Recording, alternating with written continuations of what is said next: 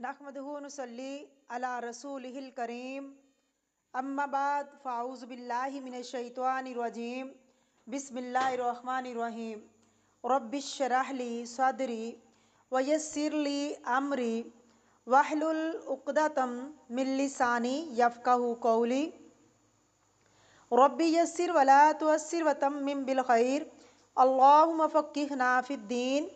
سورۃ النساء آیت نمبر 12، لفظی ترجمہ، روٹ ورڈ اور تفسیر۔ اس آیت کی تفسیر پڑھنے سے پہلے آپ کے لیے جان لینا ضروری ہے کہ اس آیت کو آیت ورثہ کہتے ہیں۔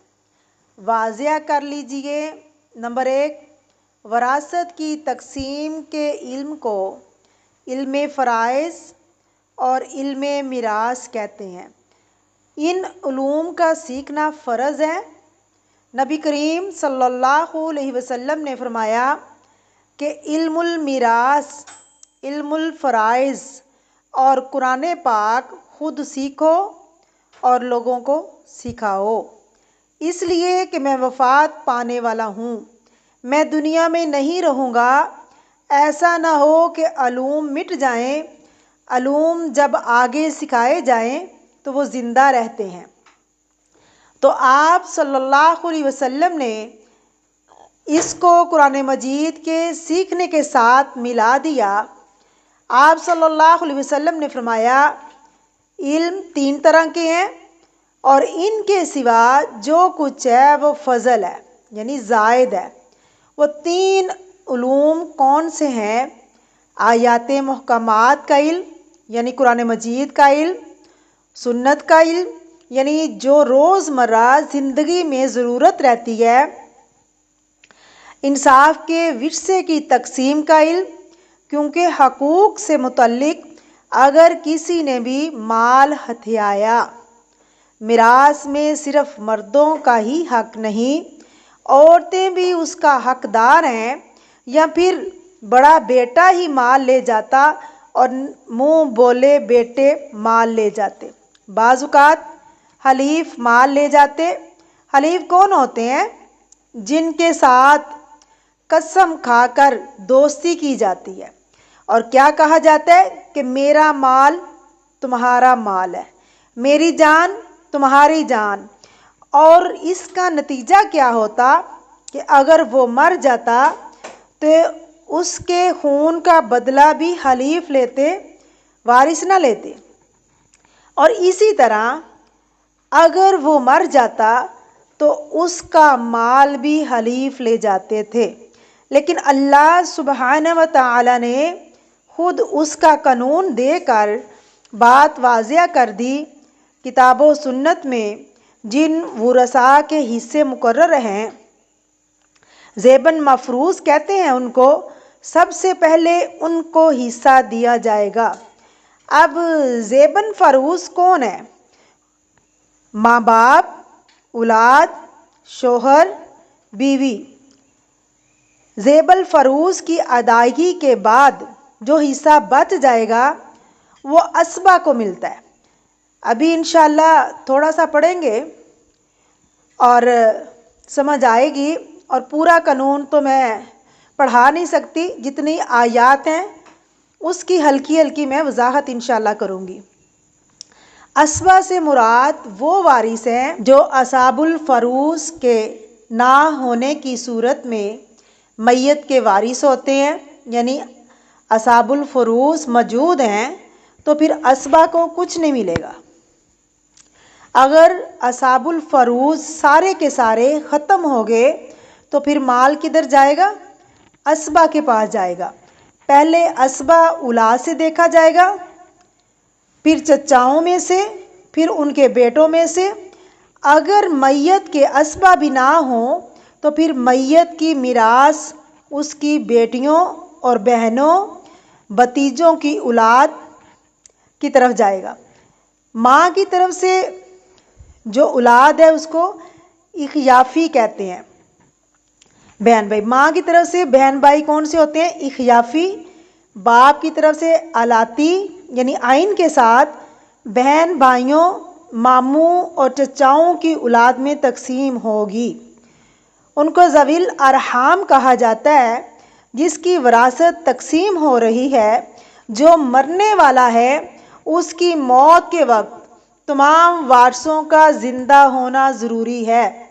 مرے ہوئے لوگ وارث نہیں ہوں گے۔ مثلاً اگر ایک شخص فوت ہوا اور اس کا بیٹا اس سے پہلے فوت ہو گیا، اب اس بیٹے کا حصہ کوئی نہیں ملے گا، اسے کسی کو بھی، اس کی اولاد کو بھی نہیں ملے گا۔ یعنی اگر ایک شخص فوت ہوا اور اس کے 5 بچے تھے، لیکن جب وہ فوت ہوا تو اس کے فوت ہونے سے ایک دن پہلے مثلاً اس کا بیٹا فوت ہو گیا، اب اس کی جائیداد تقسیم ہوگی تو زندہ اولاد میں تقسیم ہوگی، مرے ہوئے کو حصہ نہیں ملے گا کیونکہ وہ تو مر گیا۔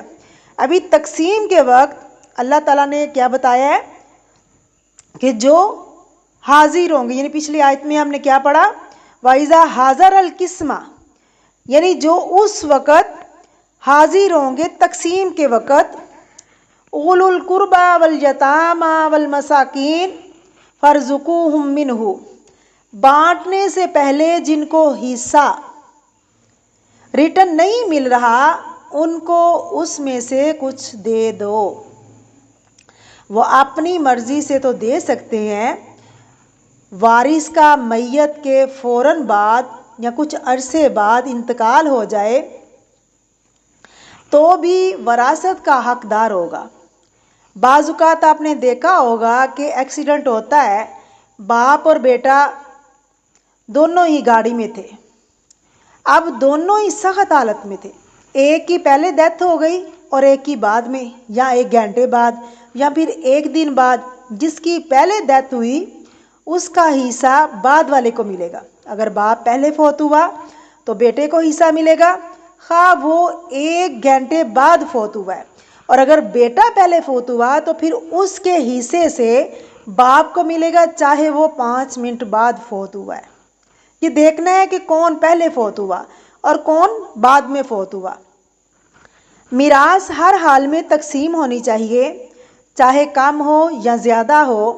وراثت کا قانون ہر قسم کے اموال اور اولاد پر جاری ہوگا، لاگو ہوگا، چاہے وہ کیش ہو یا پراپرٹی ہو یا گھریلو سامان ہو، کوئی بھی چیز ہو، ہر چیز کی تقسیم ہوگی، کچھ بھی باقی نہ رکھا جائے گا۔ وراثت موروث کی وفات کے فوراً بعد تقسیم ہونی چاہیے، سوائے ایک صورت کے، جب میت مرد ہو اور بیوی کے ہاں بچہ ہونے والا ہو۔ جب تک بچہ پیدا نہیں ہو جاتا تو تقسیم نہیں ہوگی۔ کیوں؟ اگر لڑکا ہے تو اور بات ہے، اگر لڑکی ہے تو اور بات ہے، یعنی فرق ہے نا وراثت کی تقسیم میں۔ اگر بچہ پیدا ہوا ہے اور وہ فوت ہو گیا ہے تو اس کا حصہ بھی ہوگا، پھر اس کی تقسیم ہوگی۔ لیکن اگر مردہ بچہ پیدا ہوا ہے پھر وہ وارث نہیں ہوگا۔ طلاق رجعی کے بعد اگر شوہر فوت ہو جائے تو عدت کے دوران بیوی کو جائیداد میں حصہ ملے گا، یعنی بعینہ طلاق جو ہے وہ نہیں تھی۔ پیچھے آپ پڑھ چکے ہیں نا، ایک وارث دوسرے وارث سے حصہ خرید سکتا ہے۔ مثلاً ایک مکان 2 بھائیوں کو ملنا ہے تو ایک نے کہا کہ میں تم سے حصہ خرید لیتا ہوں، تو وہ پیسے دے کر حصہ خرید سکتا ہے اگر وہ خوش ہے۔ اگر وہ خوش نہیں تو پھر نہیں وہ خرید سکتا۔ اسلامی قانون میں وراثت کا دار و مدار 3 چیزوں پر ہے: نسب، نکاح اور ولا۔ نسب میں اولاد، والدین اور بہن بھائی شامل ہیں۔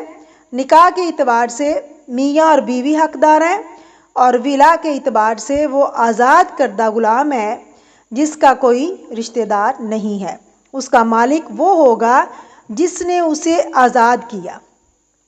جیسے حضرت عائشہ رضی اللہ تعالیٰ عنہ نے حضرت بریرہ رضی اللہ تعالیٰ عنہ کو آزاد کیا تھا تو پھر وہ ولا کا رشتہ قائم ہو گیا تھا۔ سمجھ آئی نا جی؟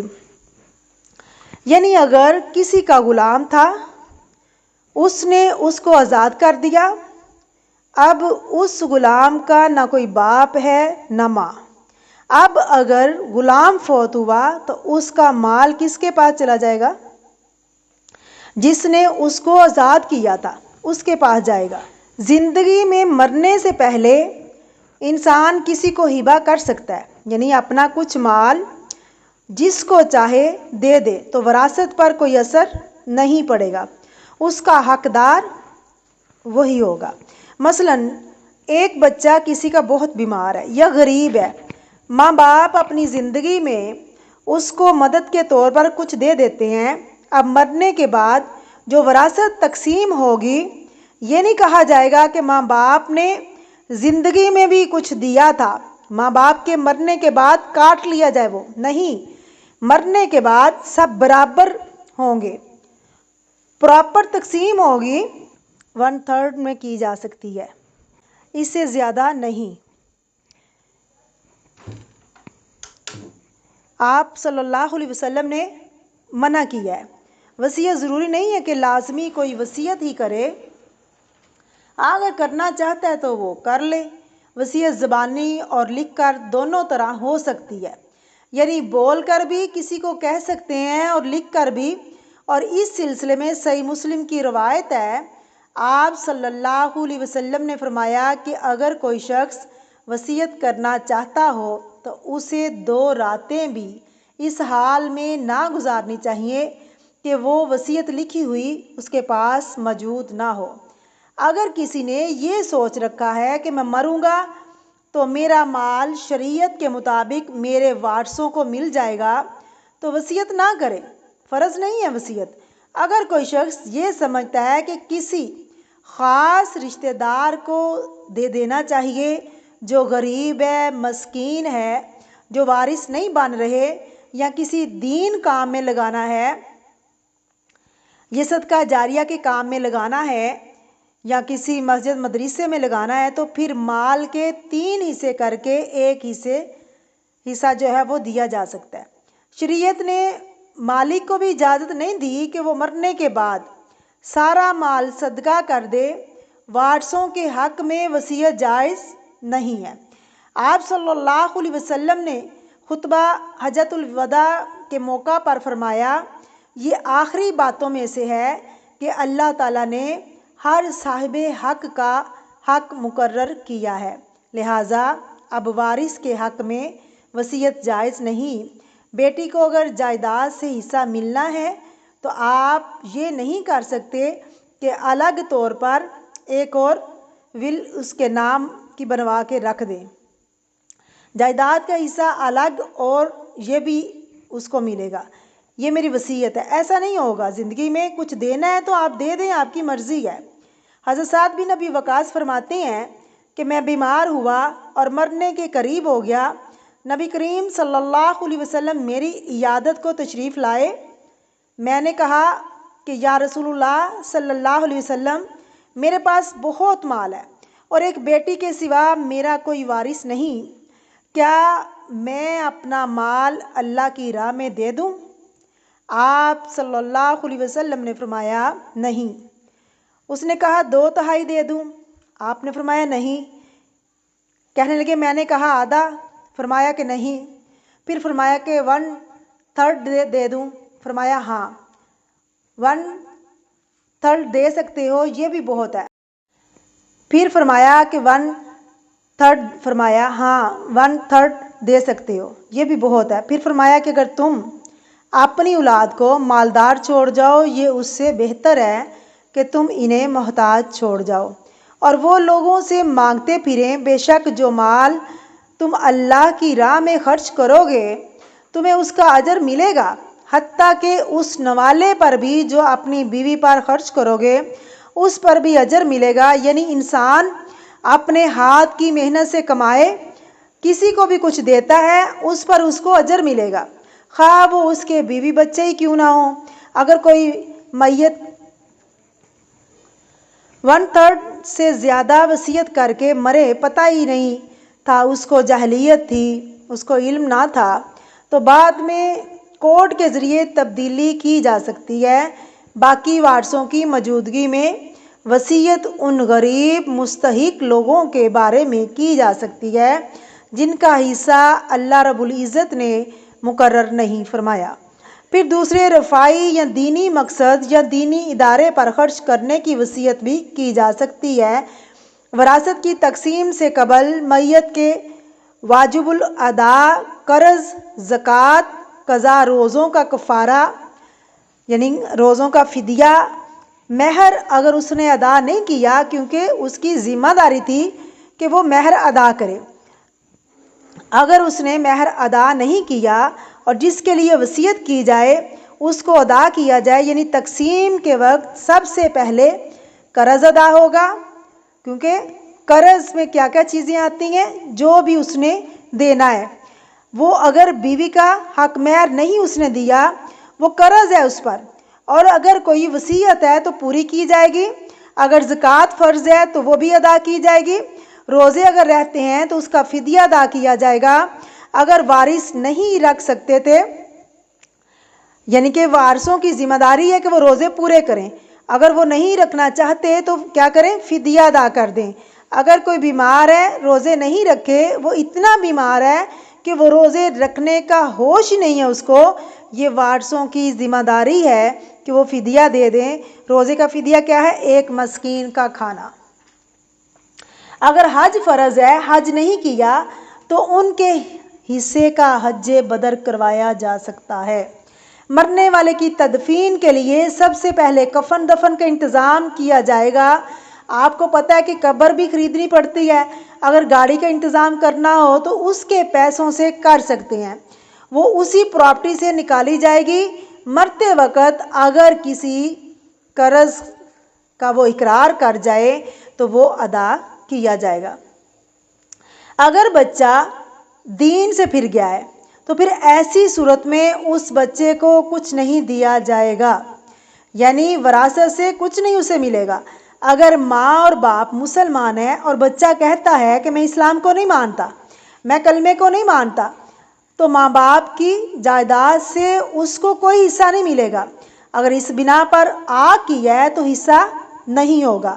چھوٹی موٹی بات پہ ناراض ہو کر زبان سے کہہ دینا کہ میں نے آگ کر دیا، ماں باپ غصے میں آ کر کہہ دیتے ہیں کہ اچھا فلاں جگہ شادی کرو گے تو تمہیں جائیداد میں حصہ ملے گا، اگر تم ہماری مرضی کے خلاف شادی کرو گے تو تمہیں حصہ نہیں ملے گا، تم ہمارے لیے مر گئے ہم تمہارے لیے مر گئے۔ بعض دفعہ وقتی طور پر غصے میں آ کر ماں باپ بہت کچھ کہہ دیتے ہیں اور پھر وہ آپس میں ٹھیک بھی ہو جاتے ہیں۔ چلیے اب ہم آیت پڑھتے ہیں، اللہ تعالیٰ میں آیت کی سمجھ عطا فرمائے، آمین۔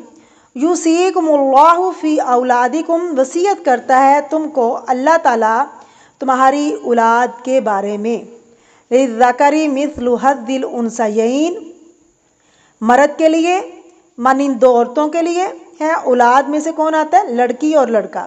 اللہ نے فرمایا کہ اپنا مال کس طرح تقسیم کرو، فارمولہ کیا ہے، تقسیم کس طرح کرنا ہے، للذکر لڑکے کے لیے، مثل مانند ہے، حظ الانثیین لڑکے کا حصہ دو لڑکیوں کے برابر ہے۔ کیوں؟ اس لیے کہ اسلام نے لڑکوں پر معاشی ذمہ داری ڈالی ہے کہ وہ خاندان کی کفالت کریں، خاندان کی کفالت ڈالی ہے، شادی کے وقت بیوی کو حق مہر دے۔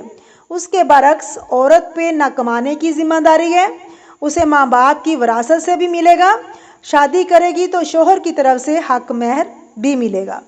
اگر کوئی شخص فوت ہوتا ہے تو اس کا ایک بیٹا اور ایک بیٹی ہے، بیٹا جو ہے وہ دو حصے لے رہا ہے اور اس کو اپنا کاروبار کرنا ہے نا لڑکے کو، اور خاندان کو بھی پالنا ہے، اگر شادی کرنی ہے تو حق مہر بھی دینا ہے، تو اس لیے یعنی اس کے اپنے پاس کیا رہا، اس میں سے اس بیچارے کے پاس کیا رہا، کیونکہ اس کی ذمہ داری جو ہے وہ زیادہ ہے، شادی کرے گا تو حق مہر دے گا اور ان پیسوں سے خاندان کو پالے گا یا کاروبار کرے گا۔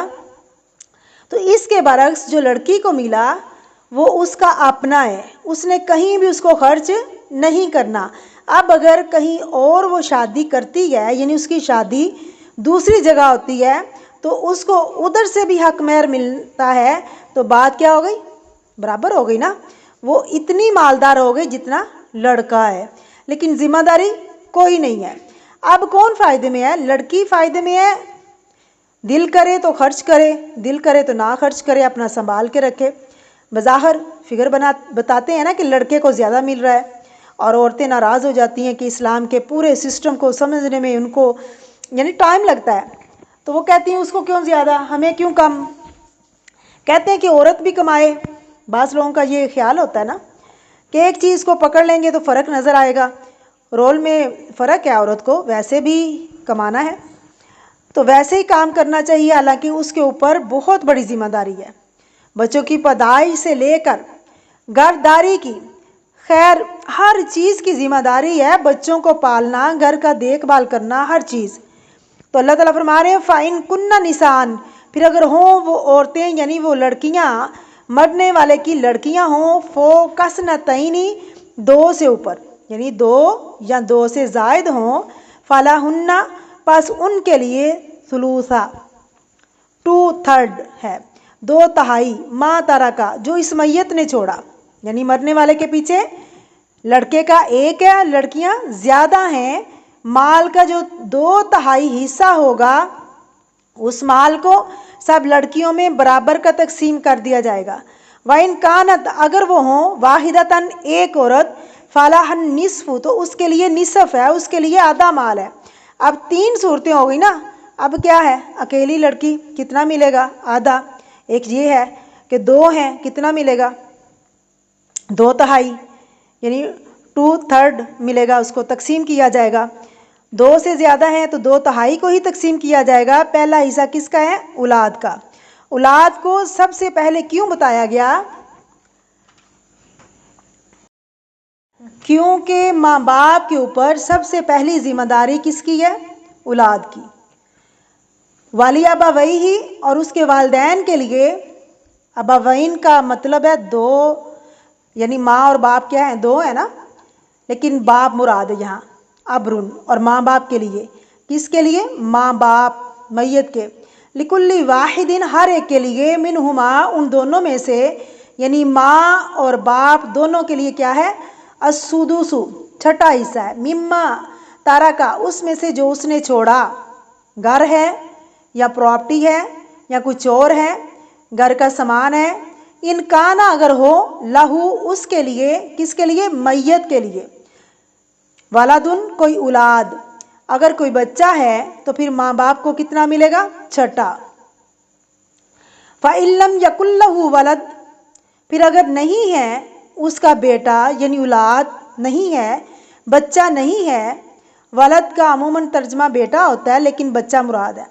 اگر کوئی اس کا چائلڈ نہیں، ووارثہ، ابواہ، اس کے وارث اس کے والدین ہیں، بچے ہے ہی نہیں ہیں، صرف والدین ہی ہیں، ماں باپ ہی ہیں. فالی امی الثلث، پس اس کی ماں کے لیے تیسرا ہے، باقی کس کا ہے، باپ کا. فَإِن كَانَ لَهُ إِخْوَةٌ، پھر اگر اس کے بھائی بھی ہوں، اخواتن میں لڑکیاں لڑکے دونوں ہی آ جاتے ہیں، کس کے، میت کے. فالی امی ہی سدس، تو اس کی ماں کے لیے چھٹا حصہ ہے. من بعد وصیت، وصیت ادا کرنے کے بعد، یا وصیت پوری ادا نہیں ہوتی، وصیت کرنے کے بعد، یعنی کہ وصیت کرنے کے بعد، یوسی، وصیت کر جائے، بیہا، اس کی، کون کر جائے، مرنے والا. او دین، یا قرض کی ادائیگی کے بعد، یہاں تک قرض کی ادائیگی کا تعلق ہے تو یہ بھی بہت اہم معاملہ ہے. ابتدا میں نبی کریم صلی اللہ علیہ وسلم اس شخص کا جنازہ پڑھانے سے انکار کر دیتے جس پر کوئی قرض ہوتا، اور بعد میں اللہ تعالیٰ نے حالات درست کر دیے تو پھر آپ صلی اللہ علیہ وسلم اپنے پاس سے بھی قرض ادا کر دیا کرتے تھے. اس کا انتہائی مہربان اور شفیق تھے آپ، اور اپنے پاس سے قرض ادا کر کے میت کا نماز جنازہ بھی پڑھا دیتے تھے. لیکن ابتدا میں جنازہ کسی اور کو کہتے کہ وہ پڑھا دے. یہ کیوں، اتنی شدت ہوتی ہے نا تاکہ لوگ اس معاملے کو سمجھیں. قرضہ لے کر اس کو واپس بھی کرنا ہوتا ہے، اور وہ حدیث بھی آپ نے سنی ہوگی، شہید کے خون کا قطرہ گرنے سے پہلے سارے گناہ معاف ہو جاتے ہیں، لیکن اگر قرض ہے تو معاف نہیں ہوتا. تو میت کو بھی دفنانے سے پہلے اس کا قرضہ ادا کر دینا چاہیے. اگرچہ یہاں وصیت کا لفظ پہلے آیا ہے، لیکن جب تقسیم ہوگی تو قرض پہلے ادا ہوگا. سب سے پہلے کیا ہوگا؟ قرض ادا. تو وصیت بعد میں. پھر یہ کہ وصیت کا لفظ یہاں پہلے آیا ہے، یعنی بعض اوقات لوگ وصیت کی ادائیگی میں کوتاہی کرتے ہیں. قرض والے تو خود بھی مانگنے آ جاتے ہیں نا اگر کسی کا کچھ دینا ہو، لیکن جس کے حق میں وصیت کی گئی ہے اس کو پتہ بھی نہیں ہوتا، چھپا لیتے ہیں کہ ہم کیوں اس کو دیں، ہمیں ملنا چاہیے. اس لیے وصیت کا ذکر پہلے کیا گیا، جبکہ پریکٹیکلی مال سے سب سے پہلے قرض نکالا جائے گا، چاہے اللہ کا ہو یا بندوں کا ہو. اللہ کا کون سا قرض ہے؟ جیسے زکوٰۃ کی ادائیگی یا حج کی ادائیگی ہے، روزے کا فدیہ ہے، نمازوں کا فدیہ نہیں ہے. میں نے سنا ہے کہ پوری پراپرٹی جنہوں نے زندگی میں کبھی نماز نہیں پڑھی تھی، مولوی صاحب نے حساب بتایا تو ساری جائیداد وہ تو نمازوں کا کفارہ ہی چلا گیا، اور وارثوں کو کیا ملا؟ کچھ بھی نہیں. اللہ کی اس میں حکمت ہے کہ زکوٰۃ، حج، روزوں کا فدیہ بھی ہے، یعنی زکوٰۃ کی ادائیگی، حج کی ادائیگی، روزوں کا فدیہ بھی ہے، لیکن نمازوں کا نہیں ہے. یوسی بہا او دین. پھر فرمایا آباؤکم و ابناؤکم، تمہارے ماں باپ، تمہارے بیٹے، لا تدرون، تم نہیں جانتے، ایہم، کون ان میں سے، اقرب، قریب ہے، لکم، تمہارے لیے، نفعاً، نفع میں، نفع کے اعتبار سے تمہارے کون زیادہ قریب ہے، تمہیں کون زیادہ فائدہ دینے کے اعتبار سے قریب ہے. بعض اوقات انسان کی محبت ماں باپ کے لیے زیادہ ہوتی ہے اولاد کی نسبت.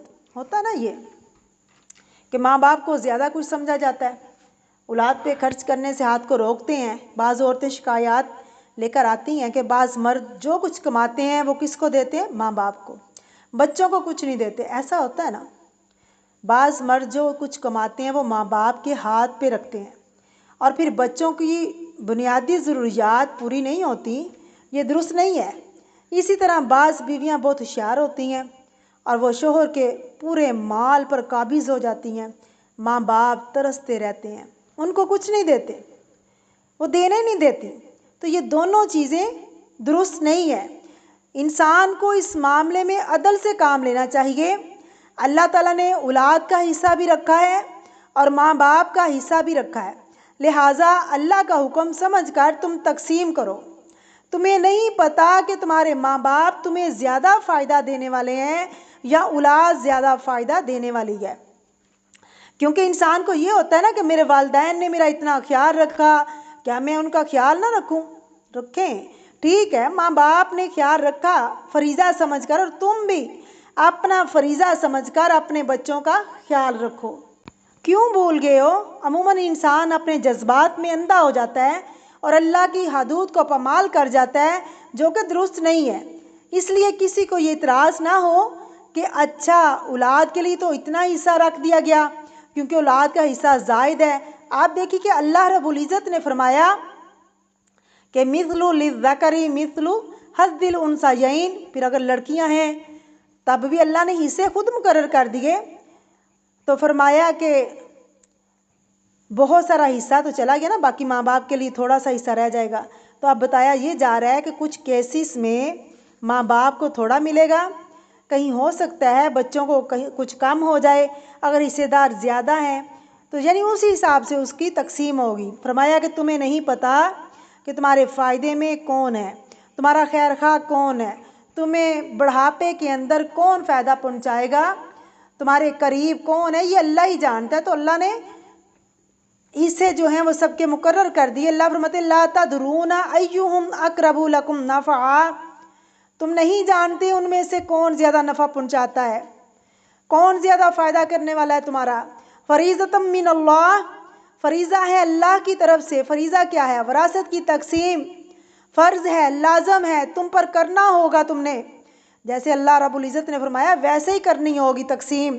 ان اللہ کان علیما حکیما، بے شک اللہ تعالیٰ علم والا، حکمت والا ہے. یہ تقسیم اللہ کی طرف سے ہے، اس نے اپنے علم کی بنا پر یہ سارے حصے تقسیم کیے، خود ترازو رکھ کے ایک ایک کو حصہ بانٹ کے دے دیا. اب دیکھیں یہاں یہ کچھ فگرز ہیں.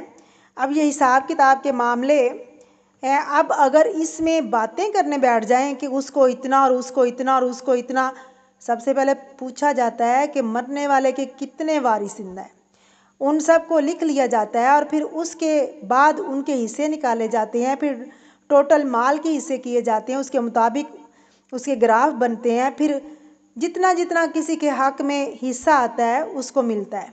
اللہ تعالی ہمیں وراثت کی سمجھ عطا فرمائے، آمین۔